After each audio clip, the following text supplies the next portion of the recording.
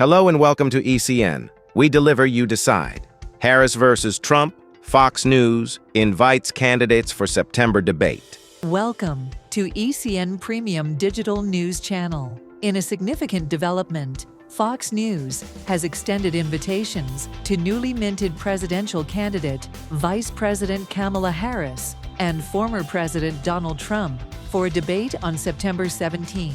The invitations, sent out on Wednesday, propose a face-off between the two candidates just a week after a planned debate on September 10th by ABC News, which was initially set to feature President Joe Biden before he bowed out of the race. Fox News has tentatively scheduled the debate in Pennsylvania, but has left room for discussions with each campaign regarding the date, format, location, and audience presence. This move follows Trump's push for the conservative network to host a debate during a conference call with reporters on Tuesday afternoon. Despite his preference for Fox News, Trump has committed to debating Harris, regardless of the host network. Both the Harris and Trump campaigns have yet to respond to the invitation.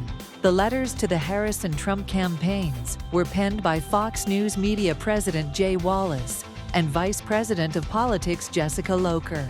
The network has suggested that hosts Brett Baier and Martha McCallum would be the best choices to moderate the debate. This Harris-Trump debate is anticipated to be a closely watched event, especially following Biden's disastrous performance in his June debate against Trump, which triggered a Democratic revolt and led to his withdrawal from the campaign. Trump had previously called for a vice presidential debate on Fox News between Harris and his running mate, now identified as Senator J.D. Vance of Ohio. Harris had earlier agreed to a vice presidential debate on CBS News, scheduled for either July 23rd or August 13, with her becoming the almost certain Democratic nominee for president. The status of the vice presidential debate remains unclear. Harris faces new wave of sexist and racist attacks as 2024 campaign heats up. As Vice President Kamala Harris steps into her role as the likely Democratic nominee for the 2024 presidential election, she faces a new wave of sexist and racist attacks. This is not the first time a person of color or a woman has run for president, but the intensity of the personal insults she endures is notable. Her opponent, former President Donald Trump, has a history of personally insulting people of color, women, and immigrants. Here are some of the attacks he has made. On Fulton County District Attorney Fani Willis, she ended up having an affair with the head of the gang or a gang member. This claim is unsubstantiated. On Harris, they're saying she isn't qualified because she wasn't born in this country. Harris was born in California. On former presidential candidate Hillary Clinton, I think the only card she has is the woman's card. Trump has also referred to undocumented immigrants as animals and has emphasized the non-European names of GOP presidential hopeful Nikki Haley and former President Barack Obama. He frequently denigrates women of color as angry or nasty.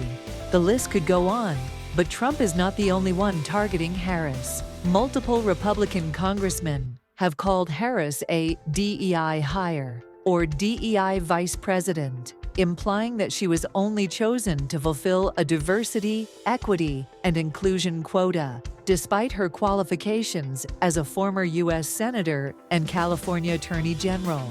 Ange Marie Hancock, director of the Kirwan Institute for the Study of Race and Ethnicity at The Ohio State University, has studied Harris's career and how her identity as a multiracial woman has shaped it. Hancock suggests that Trump's language could impact swing voters, whether consciously or unconsciously. If you were to survey independent voters or swing voters, I bet you would get a strong majority who would say, "We really don't like the way in which he talks about women or talks about his opponents," she says. For swing voters leaning toward the Democratic ticket, it is unlikely that racist and sexist language would negatively impact their views of Harris. However, for voters open to Trump, such rhetoric might have a more negative impact. there would be actually a more negative impact there, both because people are filling in the gaps and saying, you know, maybe he's right in some way, shape, or form. But then, the other piece of that is also that we have implicit biases. Hancock explains. Hancock sees the current political climate as the result of a decades-long trend toward the normalization of racist and sexist attacks. I think, you know, in 2016 or in 2020, it was still on the upward swing. I think that trajectory has continued. I don't necessarily think it's going to change trajectory in 2024, she says. The hateful language and imagery used to describe Harris only get worse in more conservative circles, often drawing upon the most pernicious stereotypes of African American and Asian American women, sometimes using highly sexualized images. Thank you for watching and listening. If you like our content, please give us a thumbs up and don't forget to subscribe and share our premium news channel, ECN. We deliver, you decide.